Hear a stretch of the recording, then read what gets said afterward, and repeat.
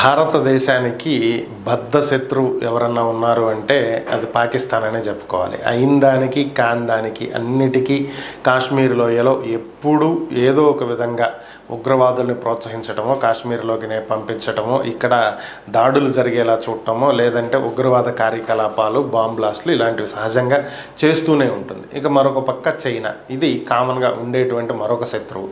అయితే సుదీర్ఘకాలంగా పాకిస్తాన్తో భారత చర్చలు జరుపుతూనే ఉంది. శాంతి ఒప్పందాలని చెప్పి, కాల్పుల విరమణ ఒప్పందాలని చెప్పి, ఇలాంటివి రకరకాలైనటువంటివి చర్చలు జరుపుతూనే ఉన్నాం. అయితే దీనికి సంబంధించే ప్రస్తుత విదేశాంగ శాఖ మంత్రి జైశంకర్ని ప్రశ్నించగా ఆయన ఒక క్లారిటీ ఇవ్వటం జరిగింది. పాకిస్తాన్తో చర్చలు జరిపేటువంటి అవకాశాలు ఉన్నాయా అనేదానికి ఆయన ఇచ్చినటువంటి క్లారిటీ, సుదీర్ఘకాలంగా పాకిస్తాన్తో చర్చలు జరుపుతూనే వచ్చామని, ఇక ఆ టైం ముగిసిపోయిందని, ప్రస్తుతం ఉన్నటువంటి పరిస్థితి ఏంటంటే పాకిస్తాన్ ఏం చేస్తే దానికి రెండింతలు భారత్ రిటర్న్ గిఫ్ట్ పాకిస్తాన్కి ఇస్తుంది. ఇదే ఇప్పుడు భారత్ అవలంబిస్తున్నటువంటి వైఖరి. ఒకప్పట్ల శాంతి చర్చలు ఇలాంటివన్నీ అయిపోయినాయి, అది ముగిసిపోయినటువంటి చరిత్ర, ఇక అయిపోయినాయి. ఇప్పుడు ఆ పరిస్థితి లేదు.